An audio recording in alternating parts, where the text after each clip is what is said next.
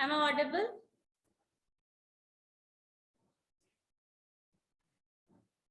गौरव, आवाज आ रही है मेरी? Yes ma'am, good afternoon ma'am. Good afternoon. Good afternoon ma'am. ऐसा कोई टॉपिक है जिसमें तुम लोगों को रिवीजन की जरूरत है, क्योंकि एग्जाम का डेट आ चुका है? यस मैम, सभी टॉपिक में चाहिए रिवीजन। पॉसिबल नहीं है, और बताओ।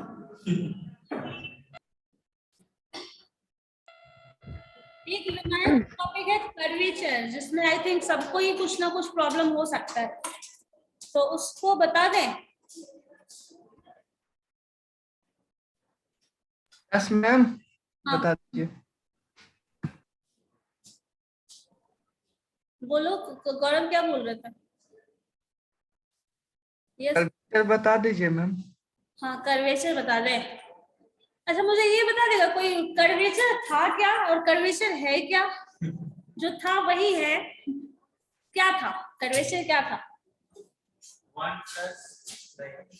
वो फॉर्मूला नहीं, सिंपल कॉन्सेप्ट। कर्वेचर क्या है? Part of the curve of the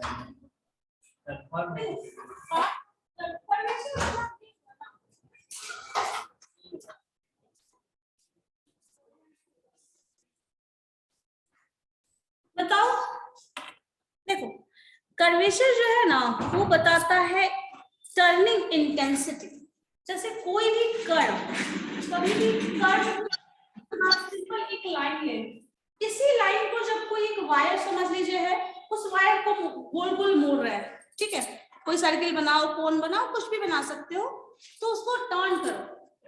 इसी कर्वेचर को ऐसे मतलब सर्किल इस तरह से कर लीजिए और स्पॉट घुमा लीजिए, या फिर ऐसे ले लो एग्जांपल, एक स्ट्रेट लाइन था, इसको कुछ ऐसे मोड़ दिए, और भी मोड़ दो, और भी मोड़ते चले जाओ, ऐसे भी मोड़ सकते हो और ऐसे भी मोड़ लो, ठीक है। सो यहाँ पे क्या है, एक स्ट्रेट वायर था, इसको हम ऐसे मोड़ रहे हैं, इस तरह से मोड़ रहे हैं और झुकाते चले जा रहे हैं। तो जैसे जैसे ये ज्यादा टर्न करने लगेगा, इसका जो टर्निंग पॉइंट है, इस पॉइंट पे जो टर्न करने वाला कैपेसिटी है, इंटेंसिटी ऑफ टर्न, ठीक है, वो बताता है कर्वेचर एट दिस पॉइंट। अगर यहाँ निकालोगे तो कर्वेचर अलग होगा दिस पॉइंट पे, ये पॉइंट पे कर्वेचर अलग होगा। हर पॉइंट पे, किसी भी कर्व में हर पॉइंट पे जो टर्निंग इंटेंसिटी होती है वो डिफरेंट होती है, और उसी टर्निंग इंटेंसिटी को हम कर्वेचर बोलते हैं। तो वो क्या होगा हर पॉइंट पे। अब यहाँ पे आप कभी भी ऐसे करोगे तो इस केस में जो देखिए झुकाव यहाँ ज्यादा होगा, ये ज्यादा कर्व्ड एरिया है, ये इससे थोड़ा कम कर्व्ड है, ये इससे भी थोड़ा कम है, इससे भी थोड़ा कम ये है, और इससे भी थोड़ा कम ये है, इसमें कर्वेचर, अगर स्ट्रेट लाइन है तो कर्वेचर नहीं। कर्वेचर तब होगा जब कोई कर्व हो। वो कर्व ऐसे भी बनाया जा सकता है, सर्किल में हो सकता है, पैराबोला में हो सकता है, हाइपरबोला में हो सकता है, एलिप्स में हो सकता है, जहां कर्व हो। स्ट्रेट लाइन के सिवा जो भी है सबके सब कर्व है। साइन ग्राफ भी हो सकता है इस तरह का। तो इस ग्राफ में भी इस पॉइंट पे कर्वेचर अलग होगा, इस पॉइंट पे curvature, each and every point. Curvature का सिंपल डेफिनेशन है, ईच एंड एवरी पॉइंट पे कर्वेचर हम जब निकालते हैं तो वो डिफरेंट होता है, क्योंकि किसी भी पॉइंट पे, और अगर ईच एंड एवरी पॉइंट पे एक ही कर्वेचर मिल जाए तो ऐसा एक सिंगल कर्व है, दैट इज सर्कल। इस सर्कल में क्या होता है, सर्कल में इस पॉइंट पे जो कर्वेचर होगा एग्जैक्टली वही पूरे ही पॉइंट पे एक कांस्टेंट होता है। मतलब जिस इंटेंसिटी के साथ सर्कल यहाँ मूव कर रहा है, वैसे ही इंटेंसिटी के साथ पूरा ही पूरा मूव करेगा। तब जो भी कर्व या कर्वेचर होगा वो सर्किल ही एक ऐसा कर्व है जिसका हर पॉइंट पे कर्वेचर जो है वो सेम होता है। अब कर्वेचर क्या है, the point of intensity, sorry intensity of turning किसी भी पॉइंट पे। इस पॉइंट पे कर्वेचर का कर्व का इंटेंसिटी अलग होगा, इस पॉइंट पे अलग होगा, हर पॉइंट पे ही अलग होगा। अगर हर पॉइंट पे फिक्स कर्वेचर होता है, पॉइंट मतलब कर्विंग इंटेंसिटी, तो वो एक फिक्स सर्कल है जिसमें फिक्स इंटेंसिटी होगी। हर पॉइंट पे वो जितना टर्न करेगा, जितना टर्न ट्विस्ट होने वाला है उसमें, वो फिक्स है, बाकी किसी में ही फिक्स नहीं। मूव कर रहा है कर्व, हाँ, जिस इंटेंसिटी से मूव उसमें बेंड किया जा रहा है तो वो कर्वेचर है। ठीक है, क्लियर है ये? Yes ma'am. यही कर्वेचर का सिंपल डेफिनेशन है। अब इसी को मैथमेटिकली फॉर्मूला के हेल्प से निकालते हैं, जो कि हम लोगों को सॉल्व करना होता है। ठीक है, इसका कुछ फॉर्मूला भी हम लोगों ने पढ़ा था।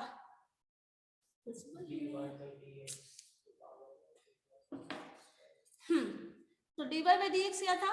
अब देखो, कहीं भी जब हम पढ़ते हैं क्या डिफरेंशिएशन, तो डिफरेंशिएशन में जिस रेट से कर्व मूव कर रहा है, रेट ऑफ चेंज, तो वो टर्म हम कैसे निकालते हैं? Always dy by dx। dy by dx क्यों?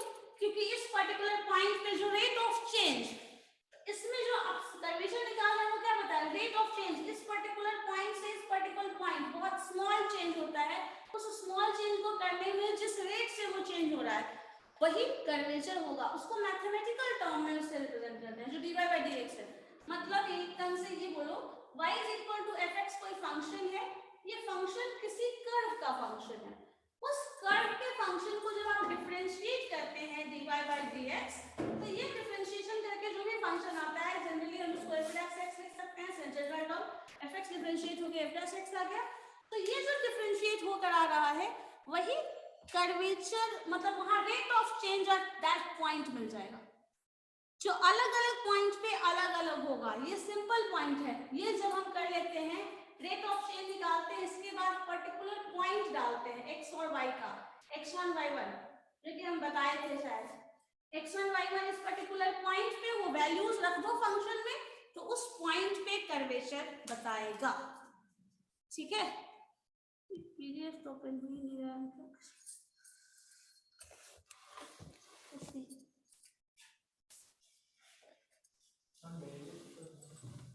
ये ओपन हो तब ना।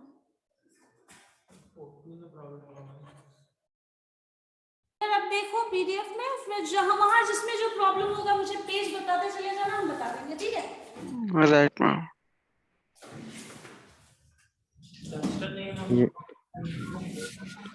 Yes ma'am. ठीक है ना, क्योंकि टाइम वेस्ट करने से कोई फायदा नहीं है।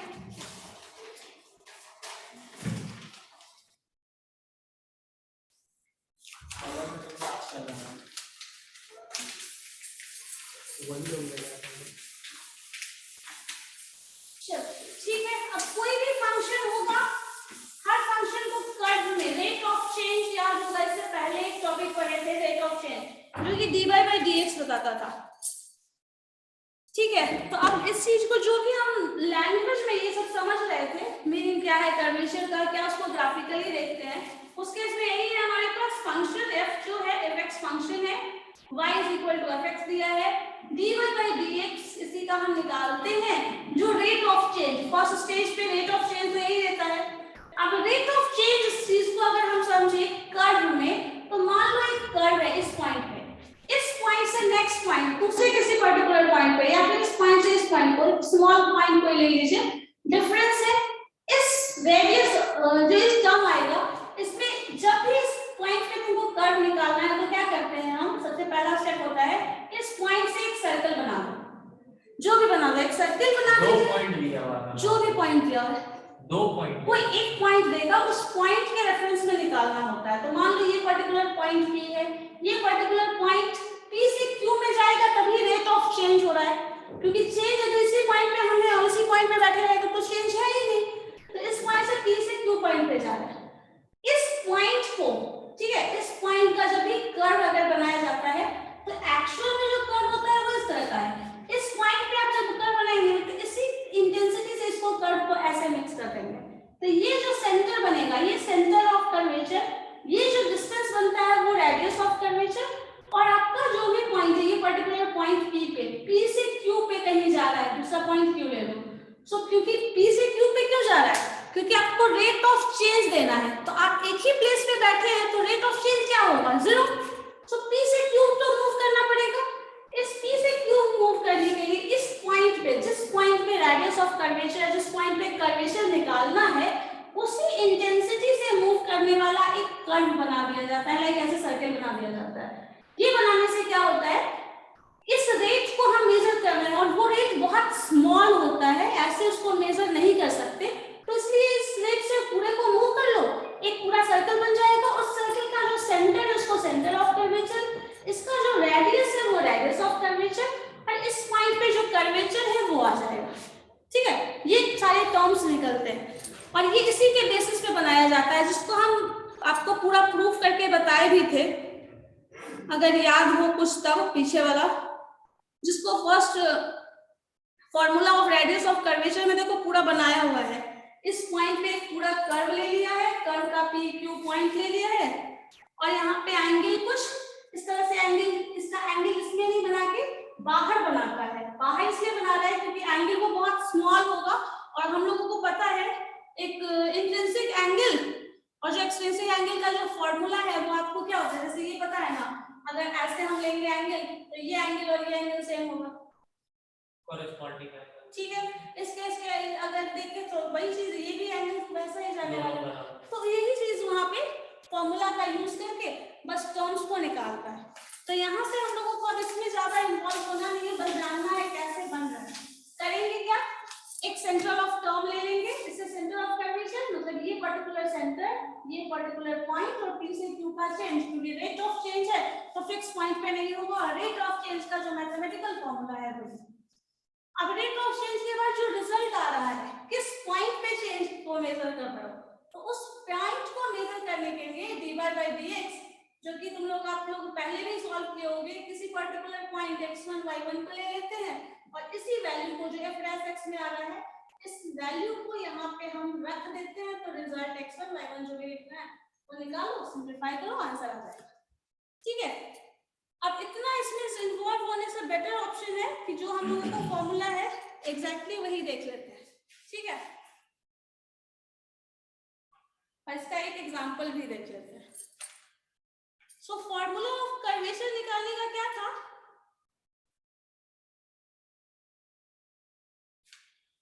क्या था, क्योंकि दो पॉइंट है पी क्यू, तो एक एंगल होता था, क्या था, ds by t साइड। चलो लिखो,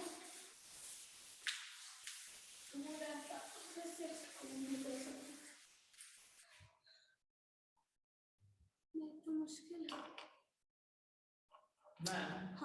मैक्लॉरिन सीरीज का जो फॉर्मूला लगा था वो 1 plus x into f dash x होता था, y1 factorial plus x square into f double dash. Maclaurin series में, मैक्लॉरिन सीरीज में टर्म्स आंसर किसके रिस्पेक्ट में आता था, अराउंड पर्टिकुलर पॉइंट ए ना, तो a पॉइंट के अराउंड आता था, तो ये a पॉइंट दिया हुआ रहेगा। हाँ निकाला रहेगा, कोई वैल्यू डाल दिया जाएगा, इसके अराउंड निकालना है।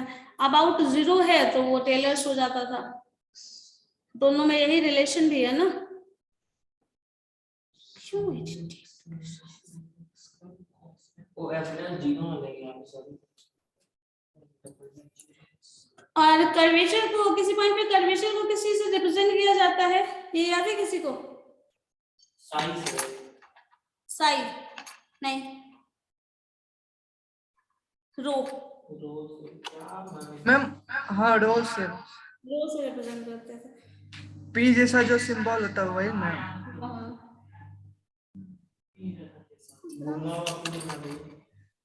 जरूरत नहीं है वैसे, बस जानना है क्या है कैसे।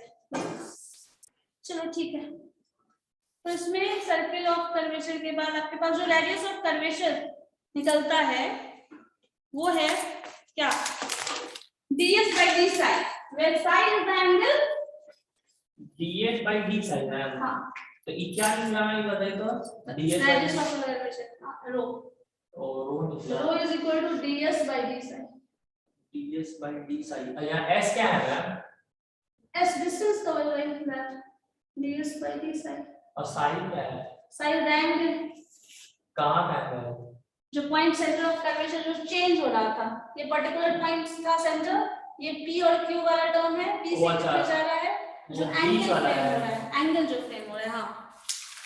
और मैम s जो डिस्टेंस कौन वाला होगा मैम, सेंटर रेडियस है मैम, हाँ। s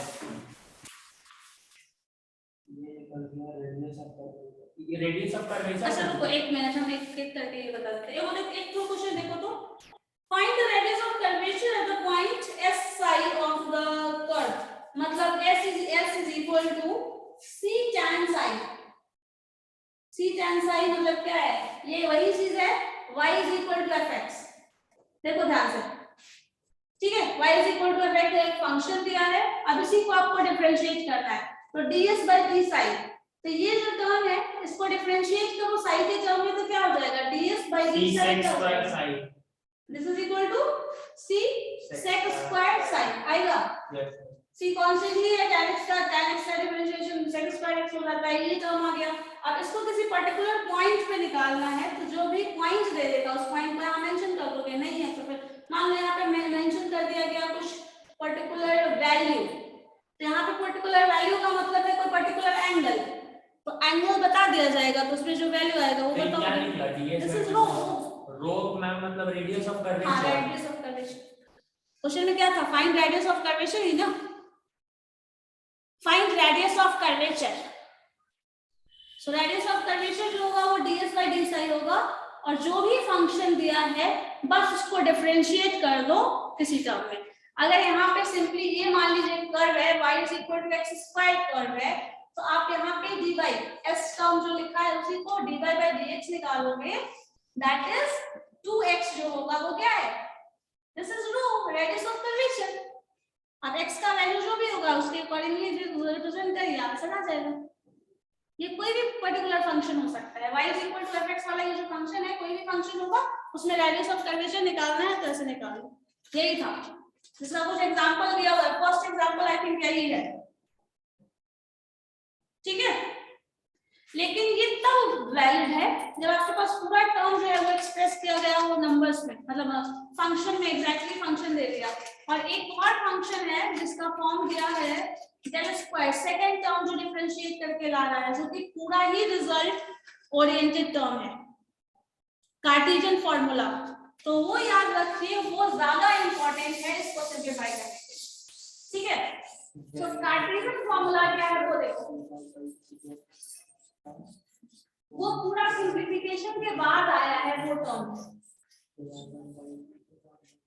जिसपे आप बहुत सारा क्वेश्चन बनाए होंगे, बहुत सारा क्वेश्चन इसी पे बनाए थे।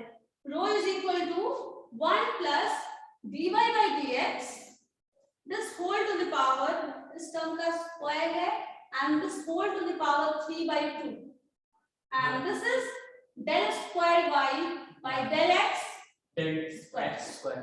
मैम तो इसमें del नहीं खाली लिखी है, हाँ, इसमें खाली मैम रेडियस ऑफ कर्वेचर ही ना पूछा गया निकाल रहा है। रेडियस ऑफ कर्वेचर पूछ सकता है, सेंटर ऑफ कर्वेचर भी पूछ सकता है।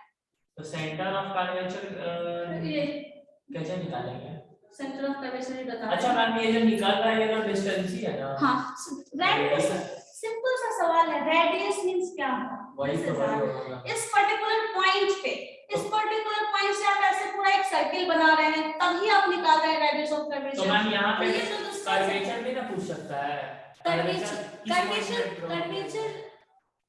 किसी पर्टिकुलर पॉइंट पे हाँ ज्यादा नहीं पूछता है। नहीं ना पूछेगा। वैसे मैंने ये बताया था कि रेडियस ऑफ कर्वेचर कैसे निकलेगा, और उसका अगर उल्टा वो होता उसका है। जस्ट इनवर्स, हाँ अगर आपको 1/2 कर्वेचर ना पूछता है, सपोज कर्वेचर पूछता है तो 1/r कर दो, बस खत्म। ठीक है 1/रो, सॉरी r नहीं, 1/रो जो होगा वो हो जाएगा रेडियस कर्वेचर। कर्वेचर जो था ना मैम बहुत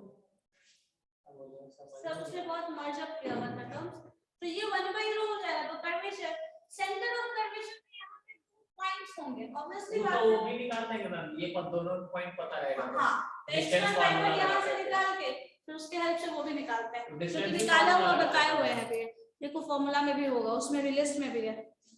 रो का वैल्यू निकल गया, डिस्टेंस फार्मूला यूज करके भी फाइंड डिस्टेंस फॉर्मूला, हाँ हाँ उसमें पैरामीट्रिक फॉर्म छोड़ दो, नेक्स्ट वाला टर्म देखो ना, निकाला हुआ है। इसमें पूरा होगा नहीं, 2-3 पार्ट में भेजा हुआ था। पेडल कर्व क्या होता है मैम?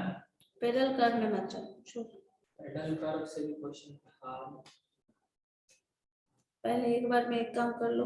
यस मैम ये पेडल कर्व में फिर जाओगे तो फिर अलग उसका फिर यही मेन समझना है मैम, बाकी तो डिफरेंशिएशन कर ही लेंगे। हाँ उसका और भी होगा, इसमें और नहीं है कर्वेचर वाला, ये बहुत इनिशियल लेवल का है। इसमें नेक्स्ट वाले में हम ये पॉइंट भी बता दिए थे, radius of curvature of the, इसमें सिर्फ रेडियस ऑफ कर्वेचर से क्वेश्चन है इस पे सेक्शन में, और point of curvature, centre of curvature वाला सेक्शन नहीं है। वो सेक्शन आप लोगों के पास तो शेयर किया हुआ है, देखोगे तो मिल जाएगा। फॉर्मूला फिक्स फॉर्मूला है उसका, एक्सेल में से सेंटर ऑफ हटाना है। कर्वेचर का है मैंने भेजे। एक्सक्यूज मी हाँ बोलो। मैम, मैकेनिक्स पोर्शन तो अब नहीं होगा? मैकेनिक्स पोर्शन का कुछ कुछ बता देंगे, यही ऑप्शन है और क्या। कुछ कुछ पोर्शन कवर कर लेंगे, क्योंकि देखो क्वेश्चन ऑब्जेक्टिव होगा, तो स्टैटिक क्या है, डायनेमिक क्या है, सारे टर्म्स फॉर्मूलाज फिक्स है, तो वो हम समराइज्ड वे में डिस्कस कर देंगे, उसके लिए टेंशन नहीं लीजिए। ठीक है, और ऑनलाइन में तो उतना है ही नहीं, कर लोगे सारा कुछ है। मैम एक क्वेश्चन पूछना था मैम। बोलो। मैम मतलब ये गाइड का एक क्वेश्चन था। ABCDF एक रेगुलर हेक्सागोन है, ठीक है? तो उसमें पूछ रहा है तो AB plus EB plus FC किसके इक्वल होगा? हेक्सागोन है तो क्वेश्चन शेयर करो ना। यहाँ का थोड़ी क्या मेंसुरेशन तो हम लोगों के पास है नहीं, ये तो बेसिक 10th तक का ही जो होगा, वही तो ना कंपटीशन वाला क्वेश्चन है। जो वो गाइड नहीं बोल रहे थे उसमें बेसिक होगा। शेयर करो क्या है। व्हाट्सएप पे शेयर कर देते हैं मैम। ठीक। इसमें फॉर्मूला जो भी है ना, सेंटर ऑफ कर्वेचर का, रेडियस ऑफ कर्वेचर, वो सिंपल दे दो, काम खत्म। कॉन्सेप्ट यही है, और इसमें सबसे इंपॉर्टेंट फॉर्मूला अगर देखोगे तो ये पूरा यही है, जिसमें इसको हम लोग y से रिप्लेस कर देते हैं। फर्स्ट डेरिवेटिव है y1, दिस इज y2, तो ये रो वाला फॉर्मूला ये भी लिखते थे ना, 1 plus y1 the square of this whole का power 3/2 and this is y2। Simplify कर लो, ये रेडियस ऑफ कर्वेचर होगा, जो भी फंक्शन है, और इसमें y फंक्शन ऑब्वियस सी बात है दिया रहेगा, डिफरेंशिएट करिए, वैल्यूज रखिए, ये जब आ जाएगा।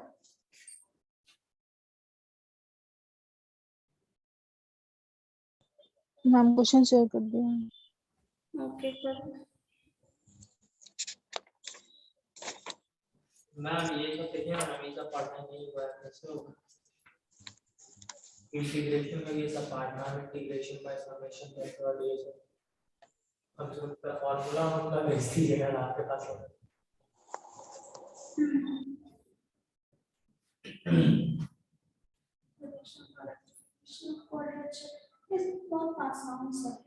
तो अगर आपके पास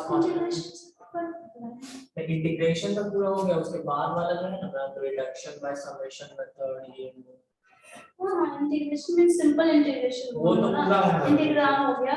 इंटीग्रेशन में समेशन मेथड नहीं है, नहीं मैम, जिसमें पावर नहीं रहता ना इंटीग्रेशन, 10 पे पावर 4 थीटा वो नहीं आता है उसमें। इसमें ये आ जाता है ना कि n टर्म्स का सम करोगे तो कैसे आएगा, फ्रैगमेंटेड वे में रहता है। इंटीग्रेशन बाय समेशन एक फॉर्मूला है जिसको n पार्ट्स में डिवाइड कर दिया जाता है, तब रिजल्ट आता है। देखो उसमें है ये एक चीज देखो,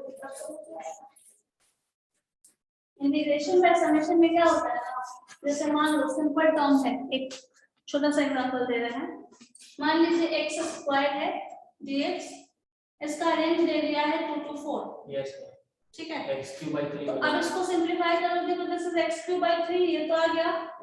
इस टर्म को आप पावर ऑफ रेंज ऐसे सिंपलीफाई कर लेते हो 2 4, ये तो आपको पता है, ये कर लेते हैं।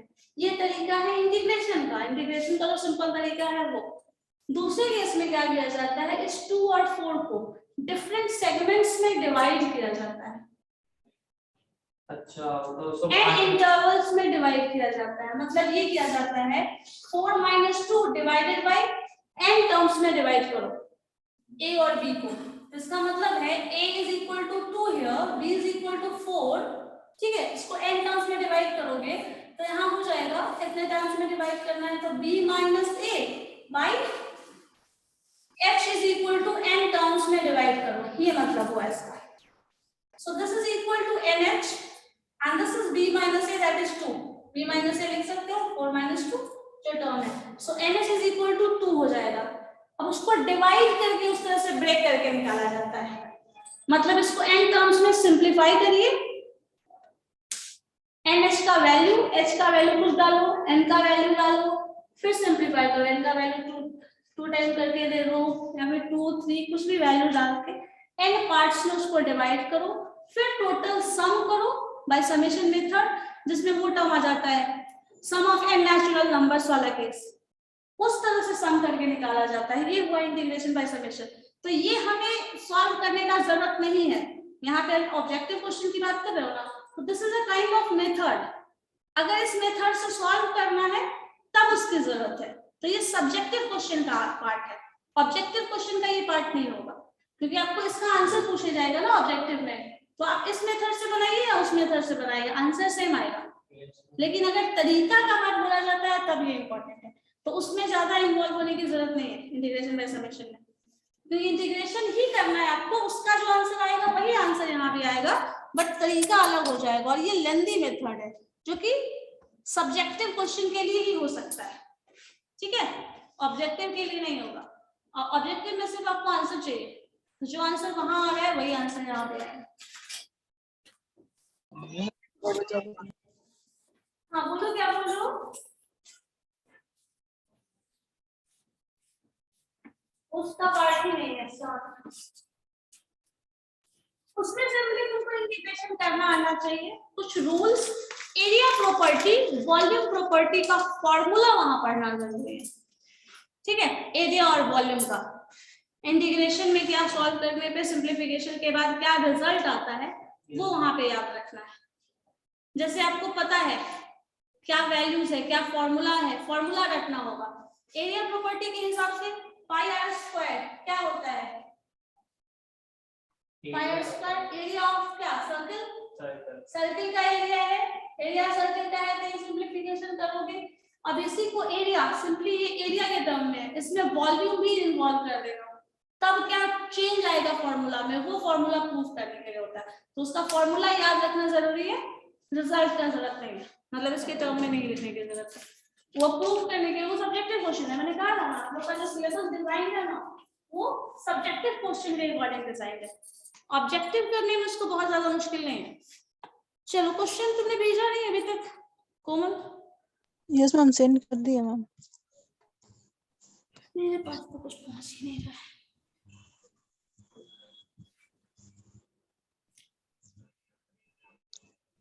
मुझे तो पता नहीं कौन सा issue, I am unable to get that. Ma'am आपका ऑनलाइन भी तो शो कर रहा है, मेरे तरफ से गया हुआ भी है।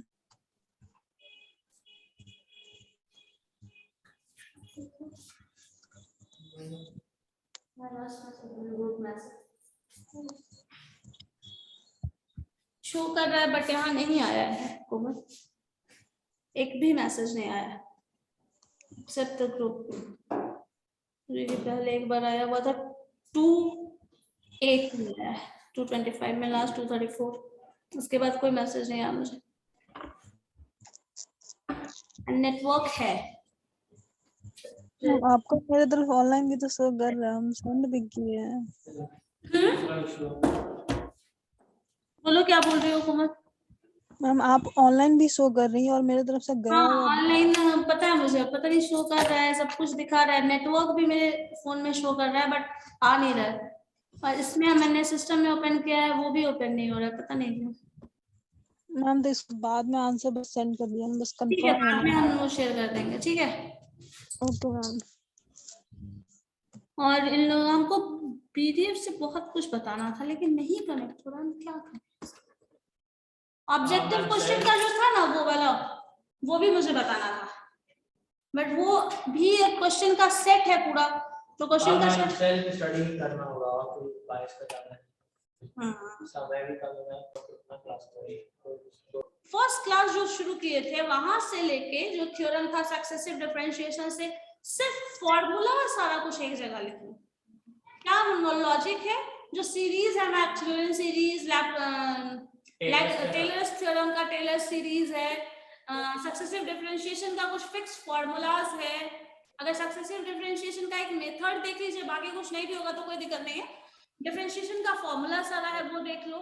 डिफरेंशिएशन करने से एक फायदा ये है कि डिफरेंशिएशन से कर्वेचर, ये सारा टर्म्स, डिफरेंशियल इक्वेशन का कुछ ही फॉर्मूला है, बहुत फिक्स फॉर्मूला है, और कुछ जो बहुत सिंपल फंक्शन है उसको बस डिफरेंशिएट करके चेक करो, ठीक है, सो लिखो, अगर लिखना चाहो तो स्टेप वाइज लिख के लो।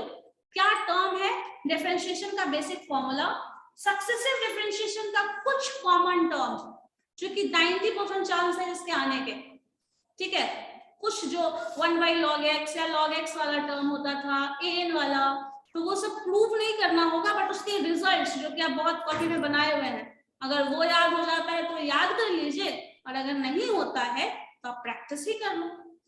तो वो सक्सेसिव डिफरेंशिएशन लेवरेज थ्योरम करने के लिए पेपर एक्स्ट्रा मिलेगा, उसी क्वेश्चन पेपर पे ही करना होगा, या फिर एक्स्ट्रा पेपर भी मिल सकता है। एक्सक्यूज मी मैम, हाँ बोलो। मैम मैथ्स का क्वेश्चन पेपर पैटर्न क्या होगा मैथ्स का एग्जाम में? Objective question 100% objective, 100 question 1 marks each. 101 marks each, 120 ma'am. पर टोटल 120 क्वेश्चंस आ गया। Yes ma'am. अब पता नहीं 100 बनाना है या क्या, 100 बनाना है मैम। 1 मार्क्स ईच ही है इन दैट केस। 120 ऑप्शन लेंगे, 20 क्वेश्चन ऐसा है जो तुम नहीं बनाओ तो कोई बात नहीं, 100 क्वेश्चन बनाना है, ऑप्शनल है आपको। अगर 20 क्वेश्चन वैसा है तो ये मान सकते हैं कि जो टफ क्वेश्चन होगा बहुत, वो 20 आप हटा भी दें तब भी आपसे क्वेश्चंस बनने के चांसेस हैं, है ना? बताओ, क्योंकि ये मान के चलिए जब भी क्वेश्चन सेट होता है तो देयर इज अ 30% क्वेश्चन आपका जो है होगा वो एवरेज या बिलो एवरेज होगा। नेक्स्ट जो सेक्शन जाता है वो एवरेज से थोड़ा ऊपर लेवल जाता है, हाँ मॉडरेट लेवल में बोल सकते हो, और उससे जो ज्यादा आगे जाएगा वो हाई लेवल पे जाएगा। तो अराउंड 70-80 क्वेश्चन आप ये मान के चल सकते हैं जो कि आपका मॉडरेट लेवल तक का होगा और वो बन सकता है। तो उसके लिए सिर्फ और सिर्फ बेसिक फॉर्मूला, सिर्फ और सिर्फ बेसिक फॉर्मूला रख लो, सारा कुछ देख लो, इंटीग्रेशन का हो, डिफरेंशिएशन का हो, एरिया से रिलेटेड हो, वेक्टर से क्वेश्चंस ज्यादा पढ़ना। अच्छा एरिया अंडर कर्व भी है ना? हाँ एरिया अंडर कर्व भी है, तो एरिया अंडर कर्व में ज्यादा टेंशन नहीं है ना, आपको पढ़ना क्या है फॉर्मूला, क्योंकि मेथड से कोई मतलब ही नहीं है वहां पे। तुम इंटीग्रेशन, सिंपल इंटीग्रेशन करो या एरिया मेथड से करो, इंटीग्रेशन का आंसर सेम आएगा, तो आपको आंसर से ही मतलब है ना। बस ये है कि फॉर्मूला कभी कभी पूछ सकता है, अगर स्ट्रेट फॉरवर्ड तो उसकी जरूरत पड़ेगी। वेक्टर ध्यान से पढ़ लेना, वेक्टर से क्वेश्चंस ज्यादा जनरेट होगा, और अगर वेक्टर पढ़ लेते हो तो मैकेनिक्स का भी क्वेश्चन बनने के चांसेस हैं। जो मैंने कल लास्ट क्लास में आप लोगों को बताया था ना, लॉ ऑफ सुपरपोजिशन वाला, कितना मल्टीपल फोर्स लग रहा है किसी पर्टिकुलर पॉइंट पे, तो उसका रिजल्टेंट जो नेट फोर्स होगा सम ऑफ ऑल द फोर्सेस। तो इसी पॉलिसी के बेसिस पे अगर डिफरेंट फोर्स को दे दिया जाए और वो फोर्स वेक्टर क्वांटिटी हो, तो उस वेक्टर क्वांटिटी को ऐड कर दो, तो जो रिजल्टेंट क्वांटिटी है वो तुम्हारा फोर्स हो जाएगा और रिजल्टेंट फोर्स हो जाएगा। तो वेक्टर अगर पढ़ लेते हैं तो यहाँ पे दो एडवांटेज ये है, वेक्टर का क्वेश्चन तो बनेगा ही बनेगा, जिसमें लॉजिकल क्वेश्चन, प्रोडक्ट लॉ और सिंपल सा प्रोडक्ट लॉ और आपका ये जो होता है ना कॉस्ट एंगल वाला सिंपल सा जो दो फॉर्मूला है, उस फॉर्मूला के बेसिस पे आपका वेक्टर का क्वेश्चन भी बन जाएगा और मैकेनिक्स का भी क्वेश्चन बन जाएगा। तो मैकेनिक्स जो नहीं पढ़े, इतना टेंशन लग रहा है कि ऐसा होगा ये होगा, वो भी बन जाएगा। समझ गए? ये करके देखना। वेक्टर तो बहुत अच्छे से पढ़े थे तुम लोग? Yes ma'am. पढ़े थे ना? टाइम भी दिया है, नहीं भी दिया है तो अभी भी टाइम है, वो कर लोगे तो मैकेनिक्स और वो दोनों कवर हो जाएगा। और इसमें ये बोलने का मेरा ये मतलब है, आप वेक्टर का जो पढ़ेंगे, एक वेक्टर क्वांटिटी मान लो कुछ इक्वेशन में दे दिया ऐसा x वेक्टर, या फिर सिंपली एक वेक्टर है जिसका 3 आयोटा प्लस मान लीजिए 2k 2jk ऐसा कुछ दे दे 3k, तो इस तरह से दे दिया जाएगा। दूसरा फोर्स है i plus 6j plus 4k, इस तरह से दे दिया। एक फोर्स ये है, this is F1 force, this is F2 force. अब रिजल्टेंट फोर्स क्या होगा? तो सम ऑफ द टर्म, और वेक्टर क्वांटिटी को ऐड करना तो पता है, ऐड करना जानते हो, तो वेक्टर क्वांटिटी को ऐड कर लो, रिजल्टेंट फोर्स बता दोगे, हो जाएगा ना, हो जाएगा। Resultant r। और उसके साथ डायरेक्शन भी बता सकते हैं, डायरेक्शन तो वो भी निकाल लोगे। तो बस यही चीज है, अगर वेक्टर क्वांटिटी वाला ये सेक्शन कर लेते हाँ तो हो जाएगा सिंपल। इसलिए ये चीज करना जरूरी है। सिर्फ और सिर्फ तुम फॉर्मूला का एक जगह लिस्ट बनाओ ना, लिस्ट बना के बताओ मुझे, उतना ही मोर देन सफिशिएंट। और सिंपल कैलकुलेशन, जैसे डिफरेंशिएशन का सिंपल, इंटीग्रेशन के जितने फॉर्मूलाज हैं, इंटीग्रेशन बाय सब्स्टिट्यूशन का कुछ प्रैक्टिस, इंटीग्रेशन बाय पार्ट्स और इंटीग्रेशन बाय ट्रांसफॉर्मेशन, तो ट्रांसफॉर्मेशन और सब्स्टिट्यूशन में कोई एक चीज यूज कर लो। सब्स्टिट्यूशन आसान है, ट्रांसफॉर्म करके जरूरत नहीं है करने का। Integration by substitution, integration by parts और सिंपल इंटीग्रेशन का फॉर्मूला बस कर लीजिएगा, बहुत है। वेक्टर का एडिशन मल्टीप्लिकेशन, यही तो लॉजिक है और कुछ तो नहीं है प्लेन में। तो वो दोनों टर्म, तो अब क्या बचा, अब सोचो इस हिसाब से डिफरेंशिएशन का सारा फॉर्मूला आपको, simple basic rules.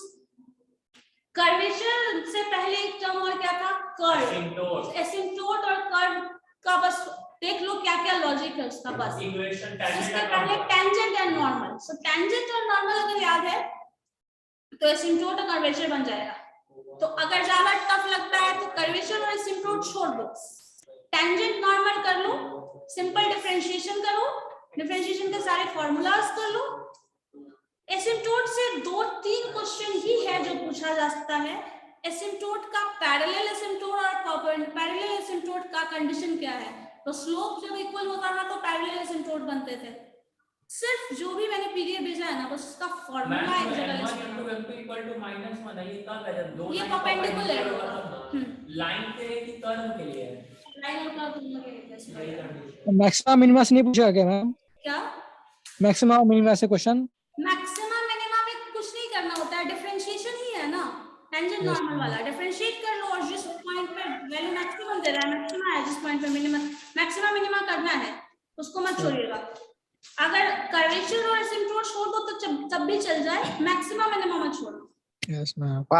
Partial differentiation ma'am. Partial differentiation कर ही लीजिए। पार्शियल डिफरेंशिएशन का 4 फॉर्मूला है, रट लो, काम खत्म है। और मैं इंटीग्रेशन में थोड़ा मैम देख लेंगे ना मेथड्स। क्या बोल रहे हैं? हम इंटीग्रेशन में जितने मेथड्स हैं, हाँ, इंटीग्रेशन में 2 मेथड बेसिकली ध्यान दीजिए, इंटीग्रेशन बाय पार्ट्स और इंटीग्रेशन बाय सब्स्टिट्यूशन, और सिंपल इंटीग्रेशन का फॉर्मूला सफिशिएंट है। उसके बाद अगर इसका एक्सटेंशन करने का मन हो तो सिर्फ एक चीज उसमें इंक्लूड करो, सिर्फ और सिर्फ एरिया प्रॉपर्टी, एरिया और वॉल्यूम का फॉर्मूला है वो मिल जाएगा। अगर होगा तो बोलोगे तो हम शेयर कर देंगे। एरिया का और वॉल्यूम का in X Y plane fix formula है, बस वो देखना है। क्योंकि हाँ, एरिया निकालने के लिए डिफरेंशिएशन और इंटीग्रेशन के टर्म में फॉर्मूला बताया जाता है, तो वो फॉर्मूला सिर्फ जानना है, क्योंकि उस मेथड को अप्लाई करके इंटीग्रेशन निकालने का जरूरत नहीं पड़ेगा, बिकॉज वो सब्जेक्टिव क्वेश्चन का पार्ट है। ऑब्जेक्टिव क्वेश्चन में सिर्फ और सिर्फ उसका फॉर्मूला जानना है। सिंपल इंटीग्रेशन जब आप करते हैं वही रिजल्ट आएगा वो उस मेथड से, लेकिन उस मेथड को सिर्फ जानना है, उसका फॉर्मूला जानना है। रिजल्ट इस मेथड से अप्लाई करो या उस मेथड को, रिजल्ट सेम आएगा, तो सिर्फ फॉर्मूला जानना है। ठीक है, ठीक है, सिर्फ मेथड उसका जानना है। और क्या बच गया, मैकेनिक्स, वेक्टर कर लिए हैं, वेक्टर और मैकेनिक्स का आधा क्वेश्चन खत्म। अगर वेक्टर पता है तो ये लॉ वाला रिजल्टेंट वाला खत्म हो जाएगा। बचा क्या, मैकेनिक्स का जो बेसिक टर्म है वो सिर्फ डेफिनेशन बेस्ड कितना क्वेश्चन हो जाएगा। स्टैटिक क्या होता है, अगर when objects are in rest तो उससे जब भी डील करते हैं स्टैटिक हो जाएगा। जब वो मूवमेंट में है तो आइदर काइनेटिक्स बोल लो या फिर डायनामिक बोल लो, दोनों को मिक्स कर लो, then that is mechanics. Equilibrium position क्या है, कोप्लानर फोर्सेस क्या है, कोप्लानर फोर्सेस है तो एक ही प्लेन में है तो कैसे वर्क करेगा, कैसे ऐड करोगे, ये वेक्टर लॉ बताएगा। सिर्फ एक जगह समराइज करो ना, 2-4 घंटे का टाइम दीजिएगा ना, एक जगह समराइज होके आ जाएगा। मुझे एरिया वाला जो टर्म है वो हम भेज देंगे, एरिया का एडिशन वाला, ठीक है। इंटीग्रेशन का ये पार्ट है, और कुछ तो नहीं बचा, इतना कर लोगे सफिशिएंट है। और जो एक प्रैक्टिस सेट दिया हुआ है ना, मार्केट वाला ही है, उसको अप्लाई करके देखो, होगा तो हम भेज देंगे। वो भी अगर किसी के पास नहीं है तो मुझे मिला है, बीएससी वाले के पास था तो मैंने मांगा। पीडीएफ है, पीडीएफ के फॉर्म में उससे करवाए थे, तो उससे बना के देखिए, क्वेश्चन प्रैक्टिस कर लीजिए। 24 घंटे का टाइम, 12 घंटे का टाइम दे दीजिएगा ना, सफिशिएंट है, बन जाएगा, 5 मार्क्स तो आ जाएगा। इसके मार्क्स से बहुत ज्यादा मार्क्स आने से भी कोई फायदा नहीं होने वाला है आपको, है ना। क्योंकि खत्म हो गया। क्या खत्म हो गया,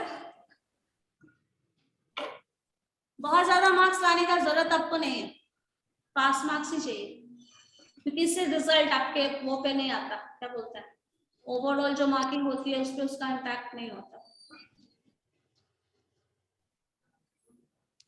ठीक है, करके देखना इसको।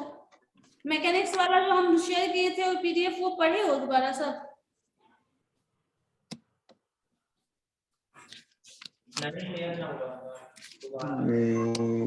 नहीं हुआ है? अच्छा नहीं, नीश क्या कर रहे हो? ठीक है, यही इतना करना है। साइन एक्स का इंटीग्रेशन बताओ तो। sin x का होता है मैम cos x का minus cos x। Minus cos x। Yes ma'am. Yes, ma'am. जो बोल रहे हैं। अच्छा एक बात बताओ, जिसका हम लोगों को नहीं पता हो इंटीग्रेशन, उस केस में क्या करते हैं? उस केस में कोई मेथड यूज करेंगे मैम, उसमें बाई सब इंटीग्रेशन बाय सब्स्टिट्यूशन या सपोज हम इंटीग्रेट करना है, हमें 0 to infinity है एंड sin क्यूब x को इंटीग्रेट करना है। हम इसको ब्रेक कर ले रहे थे ना, साइन स्क्वायर एक्स में और साइन एक्स में। ठीक है, करो, आगे क्या हो जाएगा? sin square x into sin x dx, सही करेंगे। साइन स्क्वायर एक्स को 1 माइनस कॉस स्क्वायर एक्स लिख लेंगे और साइन एक्स के थ्रू उसको फिर यस, तो अब यहाँ पे sin, क्योंकि sin स्क्वायर x का इंटीग्रेशन भी तो नहीं होता, इंटीग्रेशन किसका होगा? cos x का इंटीग्रेशन होगा, है ना? Yes ma'am. sin का इंटीग्रेशन क्या आ जाएगा? आ गया 1 minus cos square x this into sin x dx। ठीक है, इंटीग्रेशन का रेंज तो वही है -0 to infinity। नेक्स्ट क्या करते तो वही आता ना मैम, sin क्यूब x का फार्मूला होता है ना 3 sin थीटा हाँ, माइनस उससे sin भी कर थीटा लेंगे, बाय ठीक है, उससे भी कर लेंगे। हम दोनों मेथड है इसका।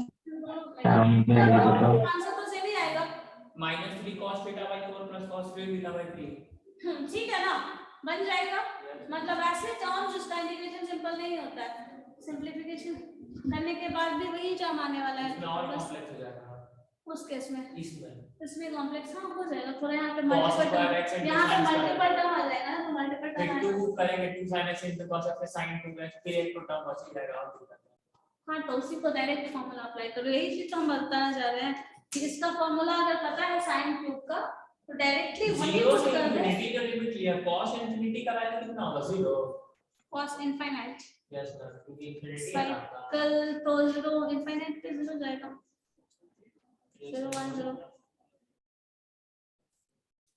रेंज नहीं है तो हम लोग लेके चलते हैं ना, 0 क्या माइनस इनफिनिटी टू इनफिनिटी लेके चलो। अगर कुछ भी इंफॉर्मेशन नहीं है तो इंटीग्रेशन का जो रेंज होता है यही है ना, कुछ भी मालूम नहीं है तो रेंज तो यही डालते हैं। और अगर लिमिट ले लेते हैं तो फिर इसके वैल्यूज हो जाएगा 1 to 2 या फिर कुछ भी वैल्यू। इंटीग्रेशन इंटीग्रल सिंपल, हाँ सिंपल इंटीग्रल और डिफरेंट इंटीग्रल का जो लॉजिक है वो अप्लाई हो जाएगा। अगर कुछ नहीं गिवन है तो समझ लो आपका रेंज इनफिनिटी वाला ही है। यस अभी सब पे प्रैक्टिस करके मुझे बताओ, फिर नेक्स्ट क्लास में जो भी होगा प्रॉब्लम उसके बेस पे बताएंगे। फार्मूला टाइप यूज बस बना देते, वो बना लेंगे ना तो आप अपने कन्वीनियंस के हिसाब से बना लोगे, क्या प्रॉब्लम है कहाँ पे क्या करना है, तो उस हिसाब से प्रोसीजर फार्मूला बन जाएगा, वो रिजल्ट ज्यादा एफिशिएंट हो जाएगा। ठीक है, कर लेना ये फिर तुम लोग, और जो भी होगा मैसेज करना फिर। लेकिन लास्ट मोमेंट में करने का, क्योंकि ऑब्जेक्टिव क्वेश्चन है, यही सबसे बेस्ट तरीका है। समराइज एडमिट कार्ड करवाता हूं, पिछला बार तो एक दिन पहले आया था एग्जाम, एक हफ्ते पहले आ जाएगा या एक मैं हफ्ता तो बचा ही हुआ है। 3-4 दिन बाद पे चलो। ठीक है मैम चलो, मैकेनिक्स वाला भेज दीजिए। भेज दिए, अब भेज दिए हैं, जा नहीं रहा फिर। वो सब जान नहीं रहा है। मैम क्वेश्चन भी भेज दीजिएगा ऑब्जेक्टिव। ऑप्शंस भी, हाँ ठीक है चलो, ओके देन।